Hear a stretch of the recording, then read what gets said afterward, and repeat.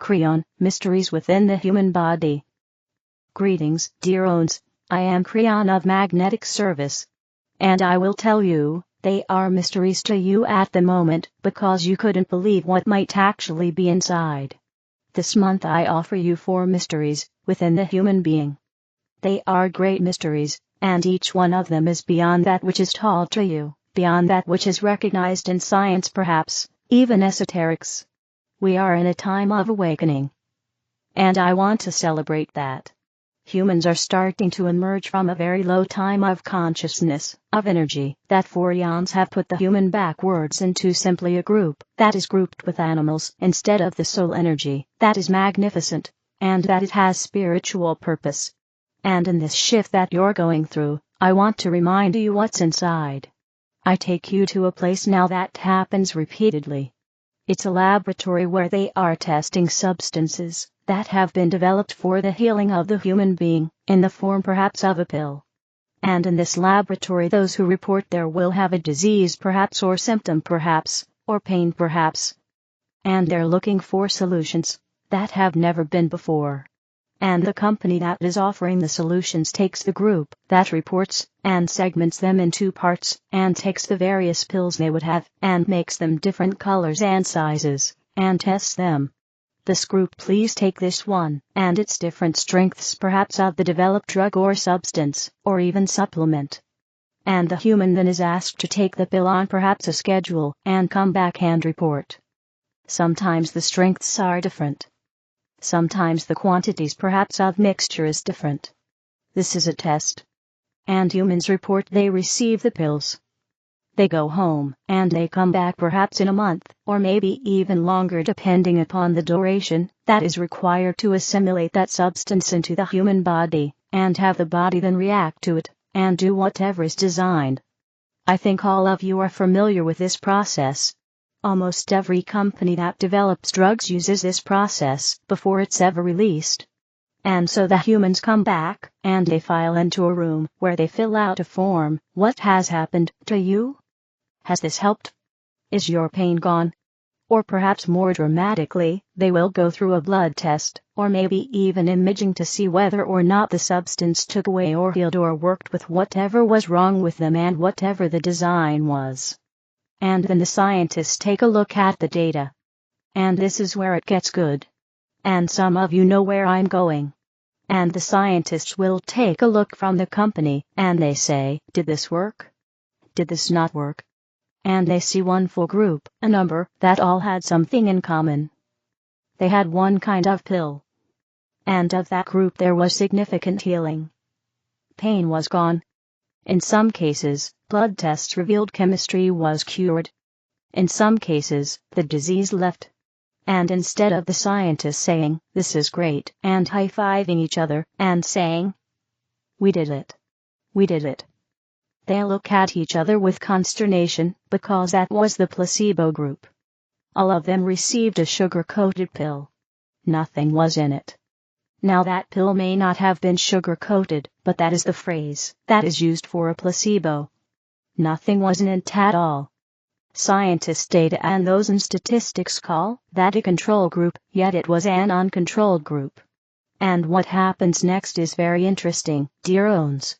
What happens next, in almost all cases, in the statistics, in the business of testing, is that those who receive that pill, and the results are either discounted, or you try again, because it messes up the results of the real substance. I would like to tell you something about this. There are 2 layers of this. Wouldn't you think, if someone takes a pill that has nothing in it, and the disease goes away, that is what should be studied? You should stop everything else, and say, why did that happen? The other layer is the disbelief, or the discounting of it. Why is it that this is not more interesting to those who are responsible for helping human beings? It's the most amazing mystery of all. How can a human being have that kind of reaction when there was nothing in the pill? How is it possible for a human being to go into a hospital to have a diagnosis of cancer, come back, and suddenly have it gone, missing? They have a name for that. The imaging will show that it just simply left the body, that there is something called spontaneous remission. As soon as the human found out what it was, it frightened the cell somehow so badly that it went away. That's even better than the placebo effect, wouldn't you say? The most amazing mystery present in the human being is this. How did this happen? There will be those who would say, well, there was divine intervention in all cases, because the human was supposed to react that way, and be cured of the disease. What if I tell you that instead, something was triggered in the human being, that let it cure itself? The human is designed to be balanced. Did you know that? The human being is designed to heal itself, and so often it does, and you get to see it over and over and over. And it really messes with the results, doesn't it? In an experimental test of the drug, they toss it to the side, let's do it again. We're not really sure what happened here. The placebo effect got in the way. Imagine the healing of the human being got in the way. We should do it again. What's wrong with this picture? One of the greatest mysteries that I want to tell you about what you know about yourself is how does this happen? What can I tell you that you need to know? I will tell you this, it's built and it's waiting for your intent. It's waiting for you to be relaxed and peaceful with it. It's waiting for your consciousness to believe that you can correct it. The person who takes that new pill, every single cell of their body is in total belief. If you can have a cell believe is believing that the pill will cure them. And then it does, and then they find out there was nothing there. That should tell you what's going on. Consciousness, that which you call consciousness, not brain power, not synapse, but the awareness that you have of consciousness, which is hooked to the other side of the veil, and is part of that soul energy that you bring in, which is spectacularly divine, kicks into gear, and the chemistry of the body eliminates it. What majesty is there? What magnificence of chemistry is there? What miracle of consciousness you have inside you? It's not a mystery. It's yours for the taking, and it requires belief, understanding, being able to become peaceful and eliminate fear, and those are the keys that will be able to allow you to cure yourself even without a pill, that you believe in the pill. The missing pill, it has been called, is you. Your belief in yourself, the belief that is possible and that is doable. I am talking to those perhaps in trouble right now, with this very issue right now. There's something wrong, or perhaps you've learned from the medical doctor of what the diagnosis is, carefully imaged. You've perhaps even seen the pictures, or the results. What do you do next? Do you have the courage to get out of fear, and be peaceful knowing what I just told you, that it happens daily? That a person says, I am a divine being and inside me I have the ability to control my own chemistry, to be such a high vibration, that a low vibration disease will leave. Every day it happens, and it starts to diminish. And with that there is encouragement, and the strength of knowing you're winning. And it starts to diminish even more and more. No pill involved except the one you have called human consciousness, which is given to you directly from spirit, from the source, yours to work with in this amazing way. It's not really a mystery at all, but it's one of the greatest tools of the human. Balance, to be able, the ability to control health, and do what you need for yourself to walk through a chaotic world. That's the best news I could ever give you. Ask Kryon. I am Kryon, in love with humanity. And so it is. Kryon. The Arcturian group, staying centered. Dear friends, we welcome you to our message. During these times of personal and global turmoil, many of you are finding it difficult to stay centered, but at the same time easy to slip into worry, concern, judgment, criticism, and fear. This usually happens when socializing with coworkers, family, friends, and even through the impersonal voices of the media. You may find yourself looking back on some social event that seemed to go very well, and suddenly realize that you had fully aligned with the three-dimensional thinking and opinions of those around you. This does not mean you have spiritually failed, or must leave group discussions, but rather means learning to keep a part of yourself aligned with truth at all times. Your presence can boost a group's energy, because one with God is a majority. Toss a seed of truth into these conversations now and then, and simply practice knowing that those who live from fear, judgment, and criticism are spiritual beings hypnotized by beliefs of duality, separation, and two powers. There may be instances when you are guided to simply walk away, and you will know. Fear causes people from all levels of life to say things that may or may not be true in order to get others to agree with them, because it provides a sense of security and credibility to know that one is not alone in the beliefs they have long considered to be absolute and right, but which now are being questioned by increasingly more individuals. Earth is an extremely difficult school, and not for the faint-hearted, because most of Earth's appearances and experiences testify to duality, separation, and two powers. However, spiritual evolution is never solely dependent on personal choice, but rather is governed by a person's higher self, the self that has never forgotten who it is. Every person has a higher self that determines when they are ready for their next level of awakening, and the experiences necessary to achieving it. Those who graduate from Earth School are able to live lives that reflect the higher energies of a consciousness of oneness, while living in third-dimensional density, and are well qualified to assist others to do the same. Much of what is presently familiar, and has come to be accepted as normal everyday life on Earth, will continue to change as old energies fall out of alignment with the higher frequencies of ascension energy. Always remember that the divine realities that underlie everything on Earth remain forever intact. It is only the material sense of these things can die, or disappear, and their reality will, at some point, manifest again in forms reflective of the new and higher frequencies. Resistance acts as a block to spiritual evolution, because resistance gives reality and energy to appearances. Resistance is the ego's way of keeping you safe, because the human mind relies on what is already known and familiar while drawing from the collective. When you feel resistance to some aspect of truth, ask yourself, what am I believing that is making me feel this way? Is it true? Many spiritual concepts once held to be absolute truth are now being questioned and let go of by awakening individuals, who then frequently experience criticism and judgment from others unable to see beyond the conditioning of religious doctrine and practice. It is often the case that those closest to you, those you love and want to help, are simply unable to accept what you know. Forgive and let go of those dear to you, who are unable to hear, understand, or come with you in spiritual awareness. Always remember that every person has a higher self and guides helping them traverse their spiritual journey, which may very well require more learning experiences before they are ready for the higher truths. Allow the process, dear ones, allow the process. Spend time in nature, in quiet, and going within more often. This is not isolating yourself in the material sense, but rather allows you to stay centered in the fullness and oneness within reality in times of so much unreality. Those choosing to be on their phones 24/7, or feel that they must be constantly listening to the outer world in some way, will not hear the guidance of their intuition. The need for constant distraction is a perfect example of seeking outside of self for comfort and fulfillment. The still small voice within is always speaking, but cannot and will never be heard by those too busy listening to the three-dimensional world.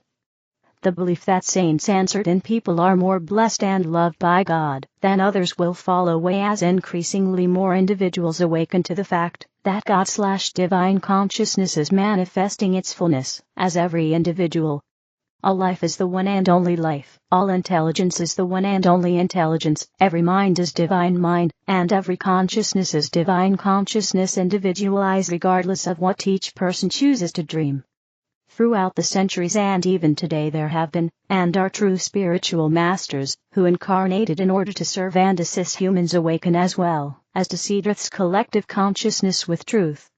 However, some of those who have been declared saints according to three-dimensional standards of spirituality were actually living from three-dimensional consciousness, performing rites and rituals, acting holy, and preaching concepts considered to be spiritual by those who believe in a faraway God. Negative physical, emotional, or mental issues are never personal, and this is also true for the good qualities a person may be expressing. Humans in and of themselves do not have love, forgiveness, gratitude, patience, etc., etc., to give, because these things are, always have been, and always will be God qualities flowing through humans, but never from them. The state of every person's consciousness is what allows or blocks the qualities of God fully present within every person from flowing through. The love and service that many declared saints expressed while on earth was not theirs personally. No saint was more special or blessed by God than any other person. Rather, their state of consciousness allowed the God qualities within to express more fully.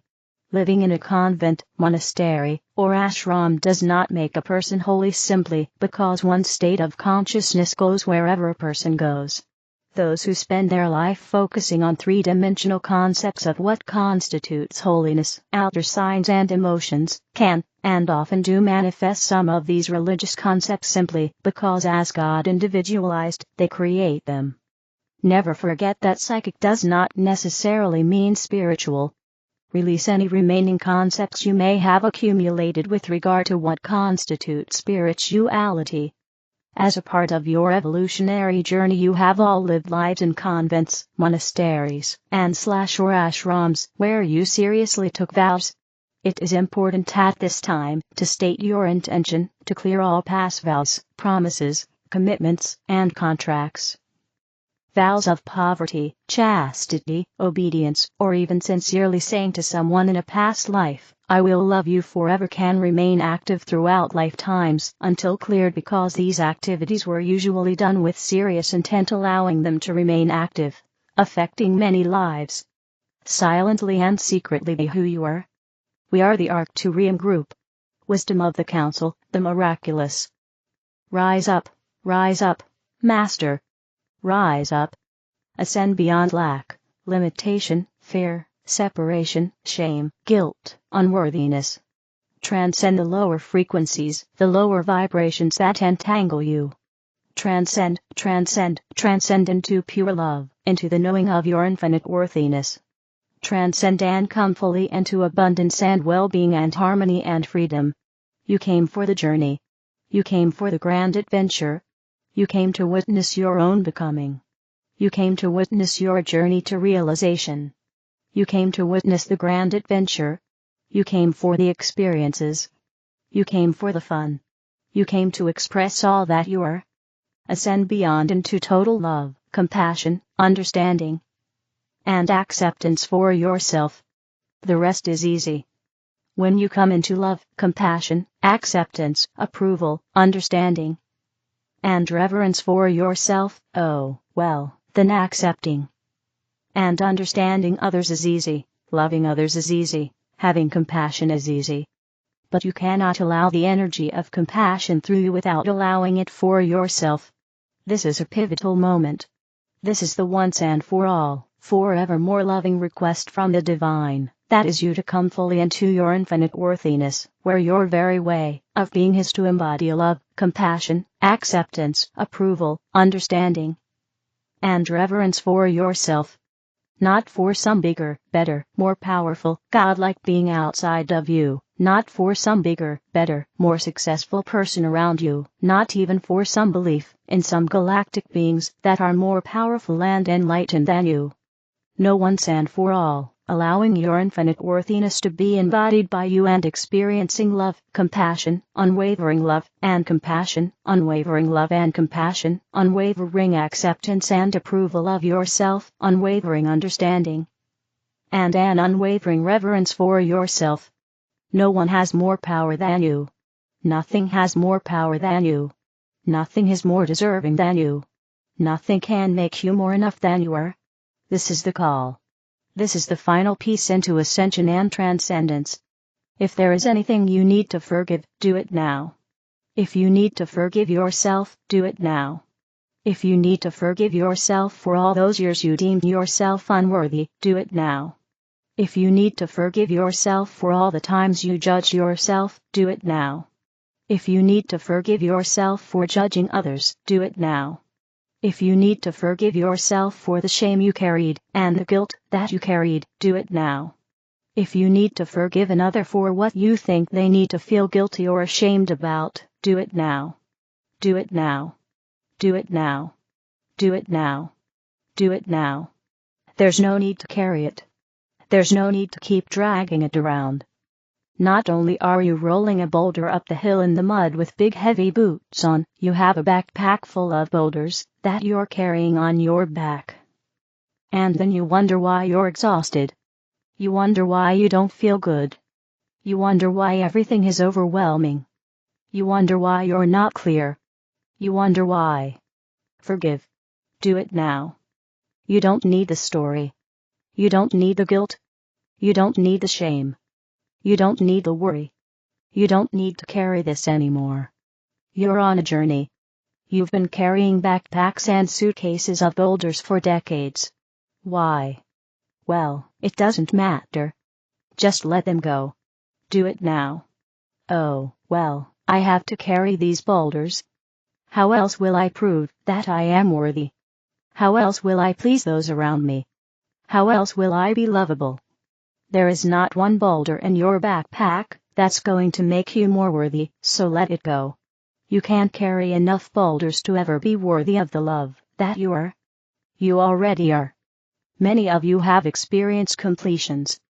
Some of those were completions that were obvious to you: the end of a career, the end of a job, child going off to college, the end of a relationship, the end of a struggle or difficult time. But you've also had completions where you came full circle, and someone you've always struggled with, now it's harmonious. The thought of going to be with family that you always dreaded is now this loving, joyful experience. You've come to levels of completion with judgment of yourself. You've had a lot of completion. And we'll tell you, if it is your choosing, it's complete. No more work. No more releasing. No more trying to fix it. No more trying to fix them. No more trying to change them. No more trying to change the situation. It's complete. It's complete. So let it be complete. Let it be done. Let it go. Let it go. Let it go. Let it go. Let it go. Let it go. Let it go. sorceryofflight.com. The other videos are in the English video playlist. Help me spread the light. Click like, share, and subscribe to the channel. Thank you.